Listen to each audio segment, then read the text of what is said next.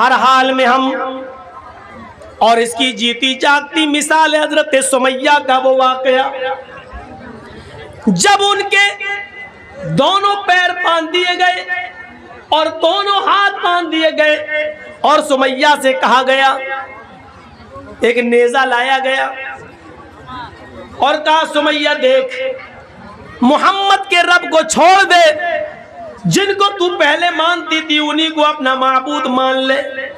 تو سمیہ نے کیا کہا؟ ہاشا و کلا، ہرگز نہیں۔ ابو جہل نے وہ نیزہ نکالا، ابو جہل نے وہ نیزہ اٹھایا اور پورا کا پورا سمیہ کے جسم میں، سمیہ کی شرمگاہ کے اندر، سمیہ کے پیشاب کے راستے میں پورا کا پورا وہ نیزہ داخل کر دیا، ادھر سے ڈالا اور اس طرف نکال دیا۔ سمیہ کے ہاتھ پیچھے سے بندھے تھے، وہ بوڑھی عورت تھی، آسمان پر نظریں ڈالتی ہے، اس موقع پر بھی اس کی زبان سے یہ نہیں نکلا اے اللہ تو میری مدد کر یا مجھے بچا لے۔ اس نے اپنی زندگی کے بارے میں نہیں کہا، اس نے دعا بھی مانگی تو یہ دعا مانگی، یا ربی ثبت قدمی علی دینک یا ارحم الراحمین، اے ارحم الراحمین، اے رحم کرنے والے، اے ہمارے رب، اس کا نیزہ میری شرمگاہ کو پار کر گیا ہے، اس کی دی ہوئی تکلیف سے کہیں میں اسلام نہ چھوڑ بیٹھوں، کہیں دین نہ چھوڑ بیٹھوں، اے اللہ مجھے میرے دین پر جمع دینا، مجھے میرے دین پر ثابت رکھنا، اے اللہ اس کی دی ہوئی تکلیفوں سے کہیں میں دین نہ چھوڑ بیٹھوں، کہیں تکلیفوں سے تنگ آ کر میں دین قربان نہ کر دوں۔ اس موقع پر بھی وہ اپنے دین کی سلامتی مانگ رہی ہے، یہ ہے اسلام میں رنگنا۔ سمیہ کو ستایا گیا لیکن سمیہ اسلام نہیں چھوڑ رہی ہے، اسلام سمیہ کو نہیں چھوڑ رہا ہے۔ یہ زندگی ہونی چاہیے ہماری، اسلام لانے کے بعد اور اسلام کے ساتھ لاکھ دنیا کوشش کرے۔ ابھی جا رہے ہیں نا تقریر کے بعد، کل شادی ہوگی ہمارے بچے کی، ہم 3 لاکھ روپے مانگیں گے۔ اس تقریر کا اثر کل پتہ چل جائے گا، کتنا اسلام ہمارے اندر آیا ہے۔ اپنے بیٹے کی شادی میں لڑکی والے سے 2 لاکھ روپے ہم مانگیں گے، 3 لاکھ مانگیں گے، موٹر سائیکل مانگیں گے، آپ دیکھ لیجئے گا۔ یہ اسلام ہماری زندگی کے اندر ہے، یہ اسلام۔ سمیہ کا اسلام دیکھو، اور اس کے بعد 2 اونٹ منگائے گئے، ایک اونٹ کا چہرہ پورب کی طرف کر دیا گیا، دوسرے اونٹ کا چہرہ پشچم کی طرف کر دیا گیا۔ یہ پیر سمیہ کا اس اونٹ سے باندھ دیا گیا اور دوسرا پیر سمیہ کا دوسرے اونٹ سے باندھ دیا گیا۔ ایک اونٹ کا چہرہ پورب کی طرف، ایک کا پشچم کی طرف۔ سمیہ کے دونوں پیر بندھے ہیں، ہاتھ تو پیچھے سے پہلے ہی بندھے ہوئے تھے۔ ابو جہل نے کوڑا اٹھایا، اے سمیہ ابھی ان اونٹوں کو بھگاؤں گا اور تو چیر دی جائے گی، تیرے پیر ایک ادھر ایک ادھر چیر دیا جائے گا اور بیچ سے تیرے 2 ٹکڑے کر دیے جائیں گے۔ اب بھی تو محمد کا دین چھوڑ دے، اب بھی تو اسلام چھوڑ دے۔ سمیہ نظریں آسمان پہ ڈال کے کہتی ہے، اے ابو جہل مجھے پاگل سمجھ رکھا ہے کیا؟ اسلام میں کیسے گھل گئی تھی، یہ دیکھیے منظر، اسلام میں کیسے گھلی ہوئی تھی وہ۔ کہتی ہے اے سمیہ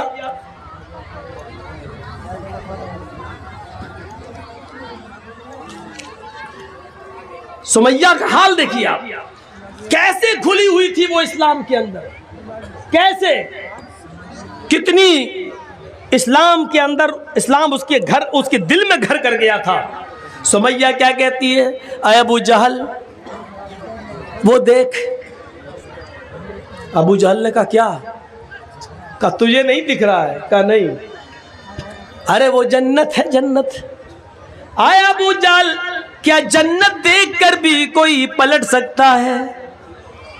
اے ابو جہل جو جنت میں دیکھ رہی ہوں اور جس جنت کی خوشبو میری ناک تک آ رہی ہے اس کو تو محسوس نہیں کر رہا ہے، وہ تیری ناک تک نہیں آ رہی ہے۔ آیا ابو جہل کوڑا تیرے ہاتھ میں, جلدی مار.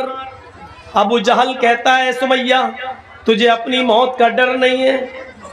سمیہ مسکرا کے کہتی ہے ابو جہل جلدی مارنا ان اونٹوں کو, جلدی بھگا ان اونٹوں کو.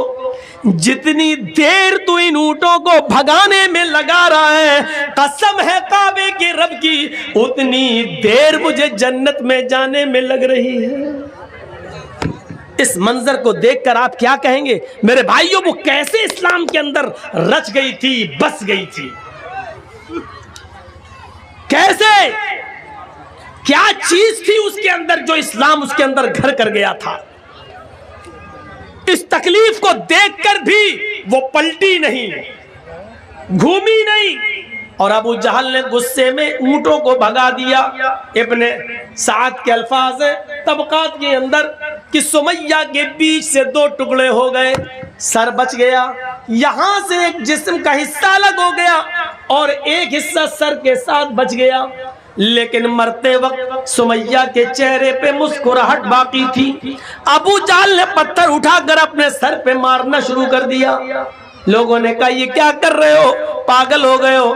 کہتا ہاں میں پاگل ہو گیا ہوں. سمیہ کا سب کچھ چھینا, اس کی جان تک چھینی, اس کو موت کے گھاٹ بھی اتارا, لیکن پھر بھی سمیہ جیت گئی, میں ہار گیا.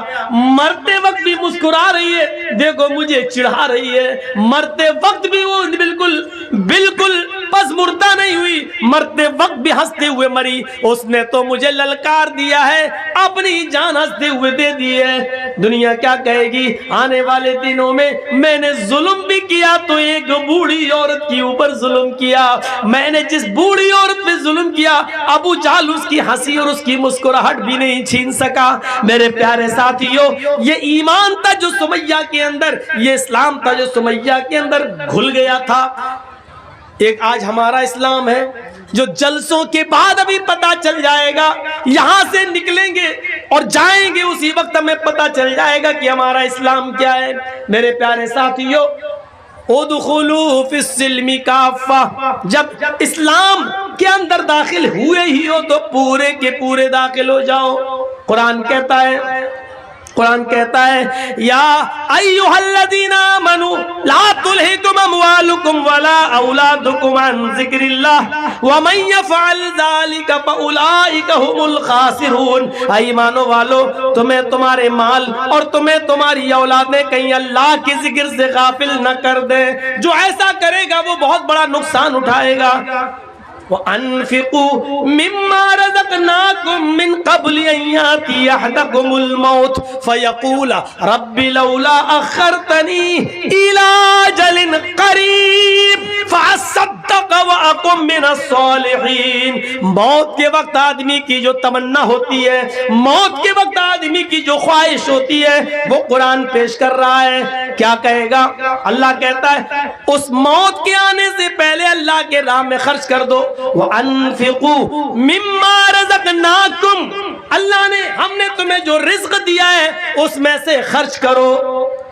اس موت کے آنے سے پہلے, أَن يَأْتِيَ أَحَدَكُمُ الْمَوْتُ, اس موت کے آنے سے پہلے کہ جب تم میں سے کسی کو آئے, فیقول, اور اس وقت جب فرشتے کو وہ اپنی آنکھوں سے دیکھ لے کہ یہ میری روح قبض کرنے آیا, تو چیخ پڑے فَأَصَّدَّقَ وَأَكُن مِّنَ الصَّالِحِينَ, مجھے تھوڑی سی مہلت اور مل جاتی, میں صدقہ اور خیرات کر لیتا.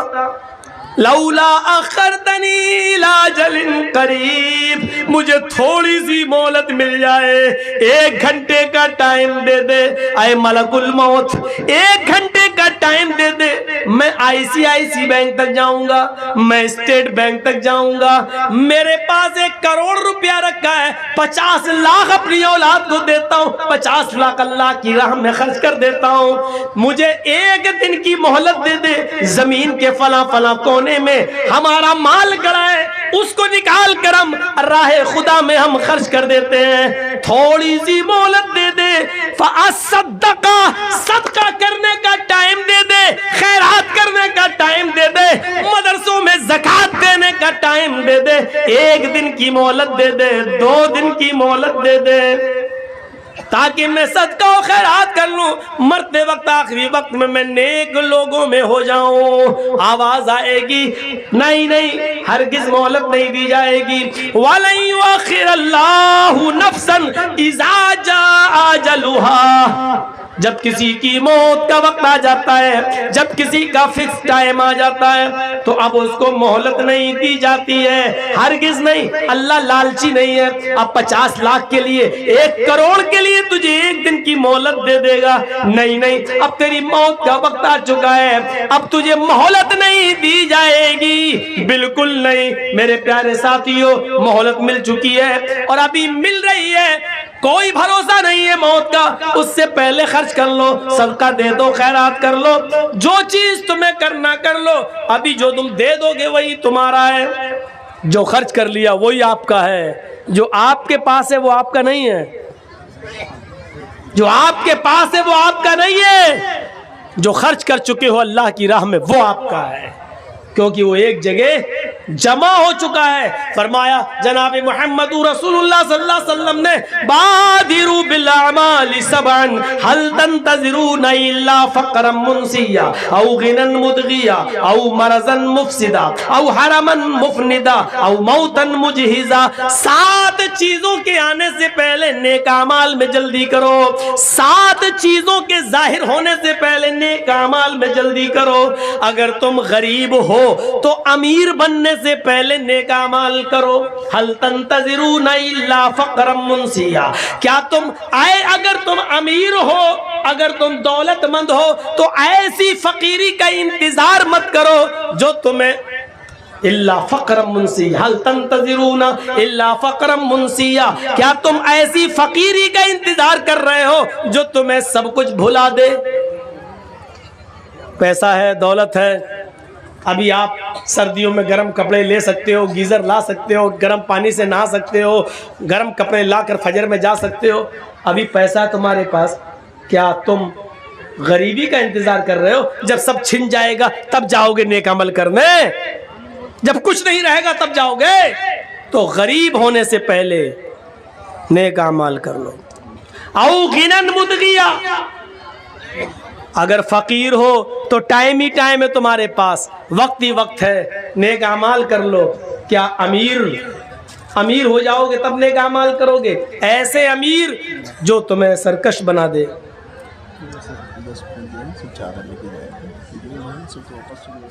آپ کے اوپر پیدا ہیں تو جو کہتے ہیں ایسے میں پلس میں ہو نہیں پایا، اور کہتے ہیں فجر میں ہوگا ہی نہیں، فجر تو بند ہے، اس لیے مسئلہ ہو گیا ہے، سب چل جائے گا۔ تو کیا کریں؟ خاص کر کے گاؤں کے جو ہیں، کیا کریں مطلب ایسے بولی جو پیدا ہیں تو لیجیے، کہتے ہیں بیچتے ہیں چاول، اور یہ کچھ لوگ ہیں ان کو بولتے ہیں خاص کر سے نہیں لیجیے۔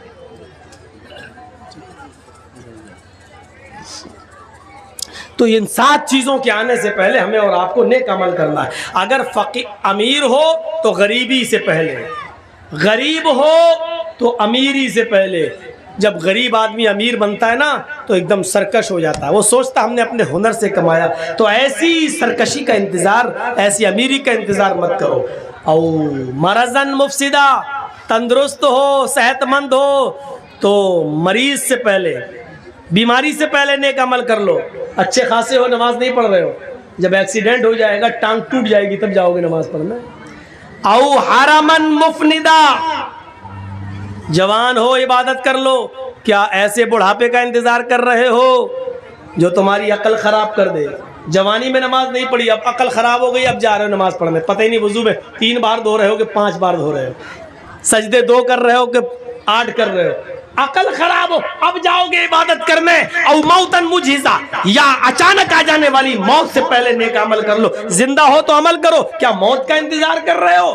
اب الدجال فشر غائب ينتظر، کیا خروج دجال کا انتظار کر رہے ہو؟ جب دجال نکلے گا تب تم نیک عمل کرو گے۔ اب الساعہ فساعۃ ادھا وامر، کیا قیامت کا انتظار کر رہے ہو؟ قیامت سے پہلے نیک اعمال کر لو۔ تو میرے پیارے ساتھیو، یاد رکھیے گا، سب سے بہتر چیز ہوتی ہے صدقہ و خیرات۔ جو انسان کی تقدیر میں بہت سی چیزیں لکھی ہوئی ہوتی ہیں، لیکن صدقہ آنے والی مصیبتوں کو بھی ٹال دیتا ہے۔ आने वाली मुसीबतों को भी दूर कर देता है सदका और खैरात। तो मेरे भाइयों, ज्यादा से ज्यादा सदका और खैरात करके आने वाली मुसीबतों से अपने आप को बचाओ। तकदीर में यह भी लिखा होता है कि इस आदमी के ऊपर ये मुसीबत आने वाली थी, इसका एक्सीडेंट होने वाला था, लेकिन ये फला दिन ऐसा सदका करेगा, इस सदके की वजह से उसका एक्सीडेंट टल जाएगा।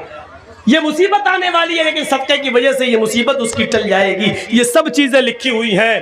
तो जितना चंदा होना चाहिए उतना हुआ नहीं। मैं आपके दरमियान कुछ लोगों को भेजूंगा और अभी कुछ लोग चले जाएं चादर लेकर। कम से कम आप लोगों से मेरी गुजारिश है, और इस्लाम के बारे में तक़रीर सुन रहे हो, आपने दूसरों के कहने पर जो दिया है, लेकिन मुझसे मोहब्बत कितनी है आपको और मेरे कहने पर आप कितना देते हैं, एक बार झोला देखना है। आप चादर लेके भेजिए। आपके दरमियान कुछ लोग बच्चे आएंगे, चादर देकर भेज रहे हैं। आप लोग बैठे रहना, ये तकरीर जारी रहेगी इंशाल्लाह। और मैं चंद अहबाब का नाम लेता हूं जिसका नाम इससे पहले भी लिया जा चुका है। मैं हमारे हर दिल अजीज अब्दुल सुभान साहब से गुजारिश करूंगा, हमारे इसी डाइस पर यानी स्टेज पर ही मौजूद हैं। आप मौलाना जर्जीस साहब से मुलाकात करें और अपना खुसूसी ताउन जो आप देना चाह रहे हैं, लिखाना चाह रहे हैं, आप पेश करें। इसी तरह मैं फजीलतुल शेख मौलाना जर्जीस साहब के हर दिल अजीज चहेते डॉक्टर आलमगीर साहब से गुजारिश करता हूँ कि आप अपने ताउन फजीलतुल शेख जर्जीस साहब के हाथ में दें। इसी तरह मैं जनाब शरीफुल हक बालूगोला से गुजारिश करूंगा, आप स्टेज पर थे, अभी जहाँ भी हैं आपसे गुजारिश आप स्टेज में आए। इसी तरह हमारे पूर्व मुखिया सदाकत अली साहब से भी गुजारिश करता हूँ कि आप स्टेज में आए। इसी तरह हाजी खलीलुर रहमान साहब और जितने भी गांव के मास्टर हजरात हैं, तमाम से गुजारिश करता हूँ कि आप वक्त की नजाकत को देखें। वक्त बहुत ही कम है, आपसे गुजारिश बेला ताखीर आप अपने कीमती ताउन फजीलतुल शेख मौलाना जर्जीस साहब के हाथ में देकर सवाब दारैन हासिल करें। तो मैं अर्ज़ ये कर रहा था कि इन 7 चीज़ों के आने से पहले हमें नेक अमाल करना चाहिए। मौजू मेरा है इस्लाम के अंदर पूरे के पूरे दाखिल हो जाओ। तो आज मैंने जो मिसालें दी हैं आपको कि हमें फ़ायदा हो या ना हो, हमें कानून को पर अमल करना है जो कुरान ने और हदीस ने बना दिया, जो मोहम्मद रसूलुल्लाह ने हमें दिया।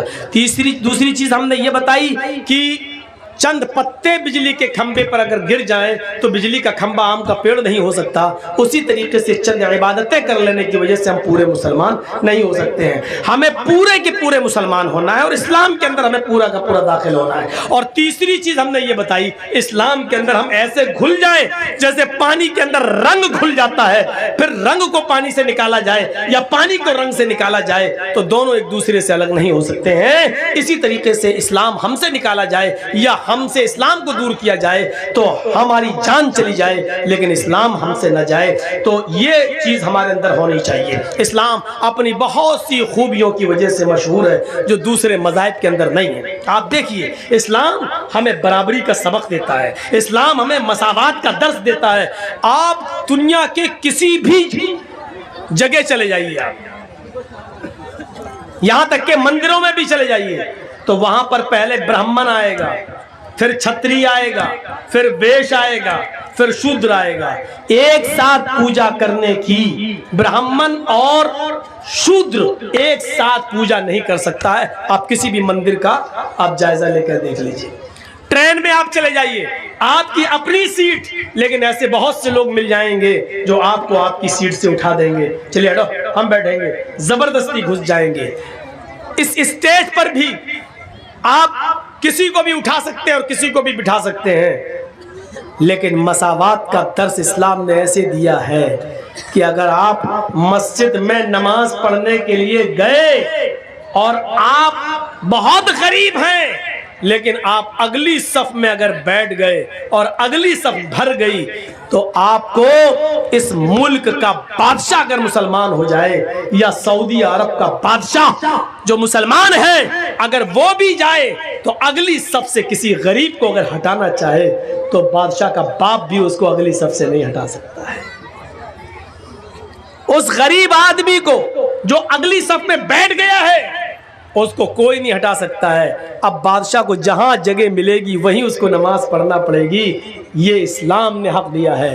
تم اپنے گھر میں کسی کو بھگا سکتے ہو, اپنے گھر میں کسی کو اٹھا سکتے ہو, اپنی پنچایتوں سے اٹھا سکتے ہو.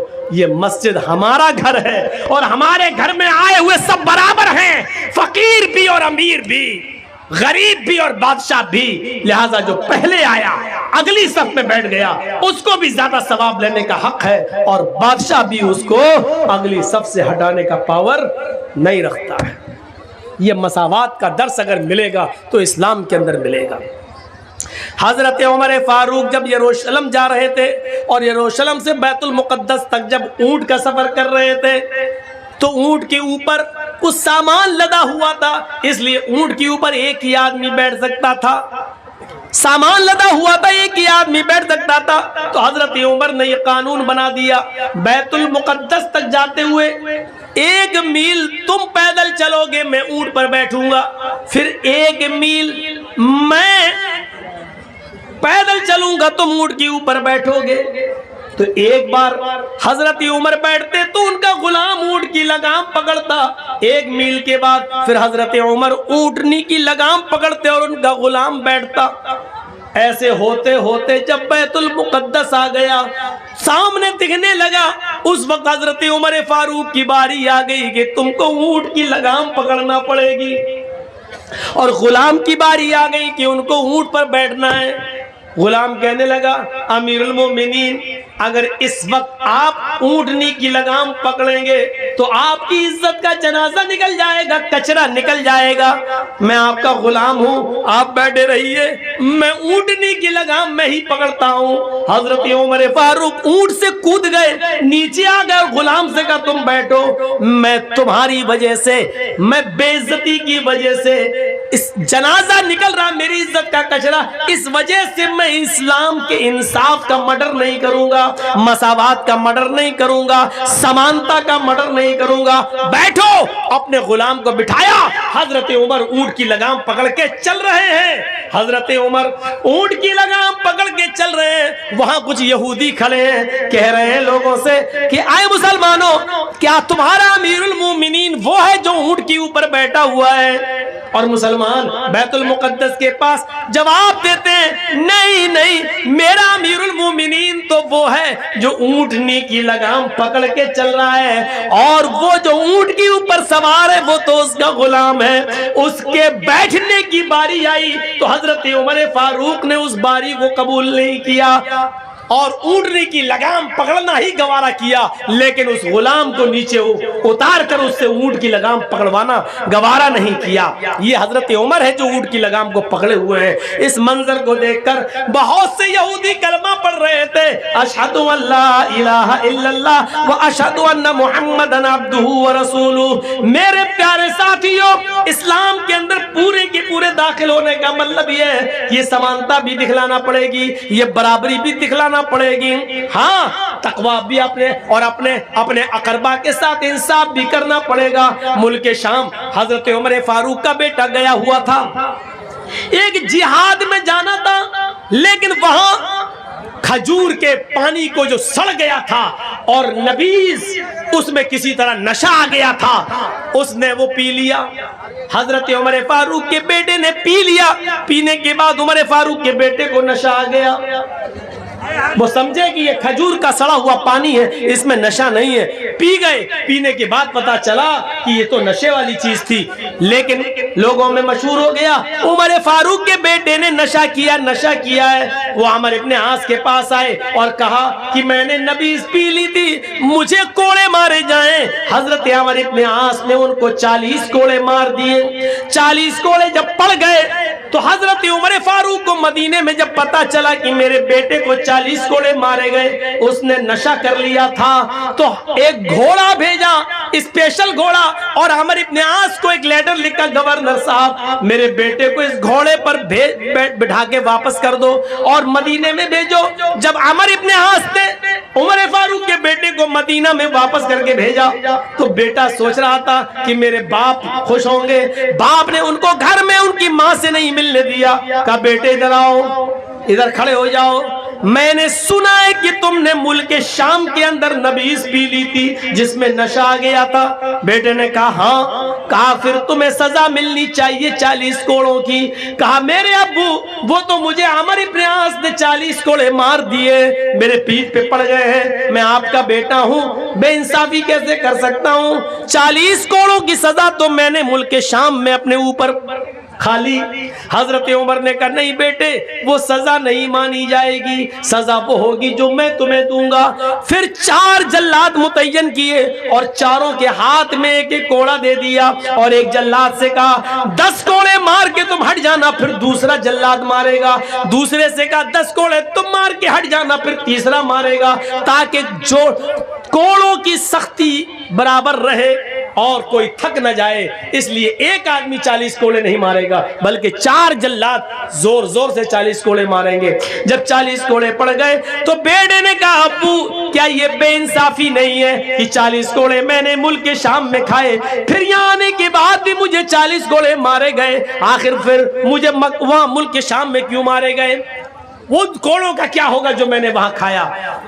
عمر فاروق کا جواب تھا میرے بیٹے، ملک شام کے امیر گورنر کے اوپر میرا اعتبار نہیں ہے، اس نے تمہیں کوڑے مارے ہیں، لیکن میرا دل کہتا ہے اس نے تمہارے ساتھ رعایت برتی ہوگی، جتنی زور سے مارنا چاہیے اتنی زور سے نہیں مارا ہوگا، اس لیے کہ تم امیر المومنین کے بیٹے ہو، اس لیے کہ تم عمر فاروق کے بیٹے ہو۔ میں نے سوچا کہ وہاں تمہیں پکا اور سچا انصاف نہیں ملا ہوگا، آج ملا ہے، میں نے 4 جلادوں سے 40 کوڑے پڑوائے ہیں تمہیں۔